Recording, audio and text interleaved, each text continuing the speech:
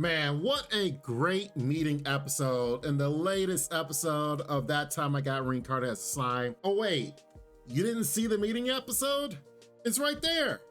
See, they have a table and everything. I kid. It was actually a really good one. And for those that missed out on the meeting episodes, oh man, it's such a shame. But no, this was actually a really great episode, and it is definitely escalating. Yet again, here we have Hinata meeting up with the people that were following her, and she couldn't get rid of them. So they go through the lands and start realizing, man, this Rimuru guy's pretty cool. And of course, she is from the real world, kind of like Rimuru. So it was hilarious how they passed. It's like, oh, what is that place? Man, I don't understand the language. And she doesn't even explain anything to him. She just goes about her own business. It's like, yeah, oh, we're eating here, okay. And then they eat, they just watch her do everything. And she doesn't explain, hey, this is how you use this. Oh, this is how you're supposed to eat this. Oh, it's supposed to taste this good. No, she just like devours everything herself. And it was hilarious to see her use her own like abilities, as in like she's in her quickness to get the food herself. I think that this was a good inclusion. So then that way it doesn't go straight into the fighting. She's starting to see like the error of her ways. Like she really, you could tell the difference between her now and the difference between her before. Like the beginning of the episode did show of their first fight and how she didn't even care that Rimuru was a monster. She was like, I'm hell-bent on killing you. Rimuru's sitting there trying to talk to her and she's like, nope, don't care. And it's like, you killed my master, I'm gonna kill you. Thankfully, we get to this point, she's like, well, dang. Man, look at all this influence. They've influenced style, they've influenced weaponry, the way of life, food, like their influence spreads out from just Tempest. They're doing trades with other nations. So people start realizing, dang, this is a better way of life. And people don't even care that they're monsters. Like if you better someone's life and actually enrich their life, they, the way it should be, don't care of your origin or don't care of the way you look and how you are. They're looking at the fact that your skills and what you've done for them has made their life richer, more fuller, that they are like, man, we're brothers in arms because, man, the life we're living is so cool. You have the family that they saw, kids playing, having fun, enjoying themselves. It's like, who cares if they're monsters? Look at the influence they're doing. This is fun. This is awesome. Look at the way that life is better here. The road systems. Shoot, when they said they had watering holes every few kilos, kilometers, miles, whatever you want to say, lodging every so often. I mean, like, this wasn't just a road system they're doing. They're literally doing rest stops on a highway. And it's just, you can just, oh, you need water? Here you go for yourself, horses, campsite, all the things you may need is here. And they just could do nothing but like, dang, what are we doing?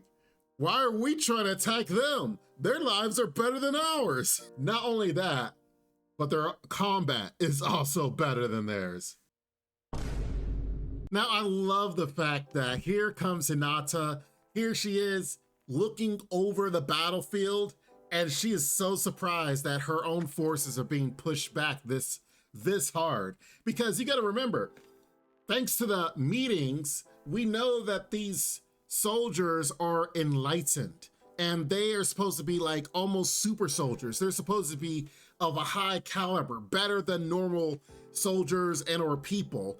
So to see that Rimuru's forces are literally pushing them back, she's like, wait a minute, how's this possible? And I just love the fact that through this fighting, they're not even trying to kill them. Like imagine if Rimuru's forces were not holding back. Imagine if they honestly were trying to kill these forces, but instead they're trying to kind of nick them, attack them, put them to sleep. So then that way it's like, all right, here, you're in this corner. And not only are they putting them to sleep, they literally have bodyguards over their bodies to make sure that no one is attacking them while they're knocked out asleep. thanks to the drug. And I imagine Hinata could see that from this angle. If not, they probably will talk about it or she'll notice it next episode.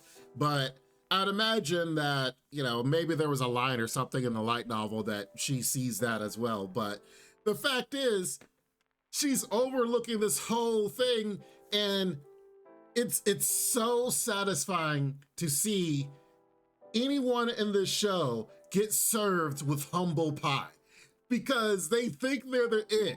They think there's something, and then they go to Tempest, they see the people, and then they fight their forces, and they realize, well, dang, what were we doing? What is happening over here? And it's just so juicy.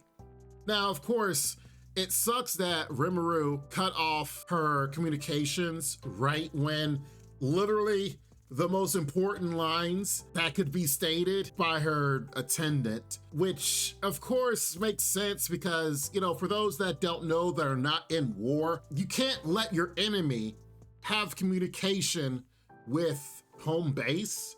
Like, if you're able to cut off the communications of your opponent, that gives you an advantage. So I'm sure once Rimuru detected that Hinata was thought communicating with somebody and found the origin of it, yes, it makes sense to cut that off. Rimuru doesn't know that we know that honestly, that would have been very helpful for her to know, because she would have been more cautious and been like, oh, this is what's happening. Now we have to learn about it next week's episode, because next week's episode, the title is literally called Misunderstanding.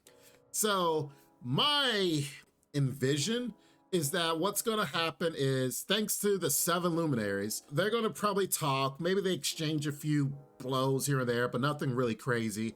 And she's going to realize that, oh man, this isn't what I should be doing. And then old dude with the gold hair that the luminaries told that you got to kill Rimuru is probably going to realize Hinata is siding with Rimuru, which is going to fit the narrative of the luminaries. So he's going to be thinking that she's brainwashed, like he already thinks right now. She's brainwashed and, you know, doesn't realize what's happening. So then maybe she has to fight him and there's some exchange there. Overall, I'm thinking by the mid-season, which probably by episode 12, definitely Hinata is going to be an ally. And I also believe they definitely got to change the main theme song. Like right now, the main theme song is showing like Rimuru and Hinata fighting.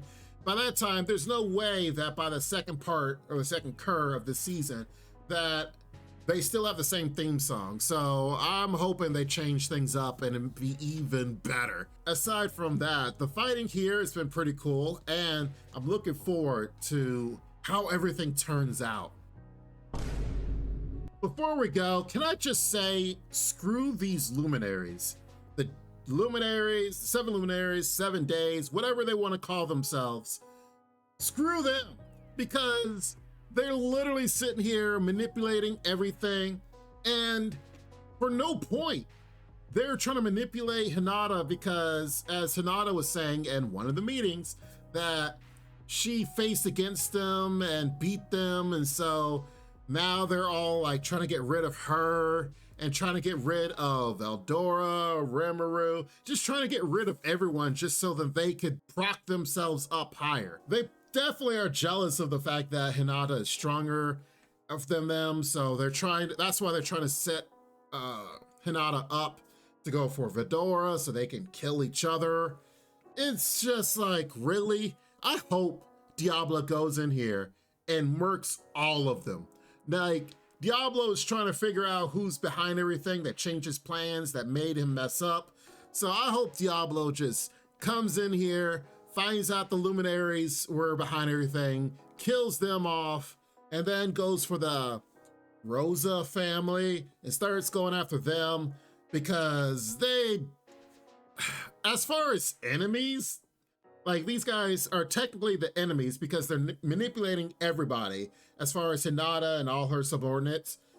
Like, they're not even like on the radar. Like, they're not even that good of enemies. Handsome Jack, for those that know Borderlands, like, was such a well-written villain. and was so cool. And it's like, okay, that's a great villain.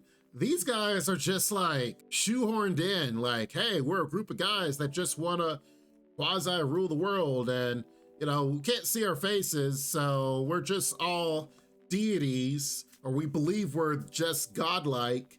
And it's like, man, just die already and move on. I don't know if I share the same sentiments of everybody else, but yeah, screw these guys. But anyway, great episode. Starting things off really well. I'm sure next episode there's gonna be some talking, but hey, there's gonna definitely be some action like there was in this episode, which was really good to see these Rimuru's forces, Shion's forces, and even Benimaru's like underlings, like just have it out and do so well. Oh man, can't wait to see more in the future. So we'll see what happens in the next few episodes, but definitely make sure you guys tune in here because we'll definitely discuss and go over everything that we see before us and maybe even more. But make sure you guys like the video, make sure you guys subscribe. Appreciate you guys. Thank you so much for the support, and we'll definitely be back for more. You guys be safe, take care, Lord willing, I will see you next time. Bye-bye for now. Make sure to check out the extra content on our Patreon page, and thanks to our current patrons. This ain't what you want, bitch, I'm a fucking phenomenon.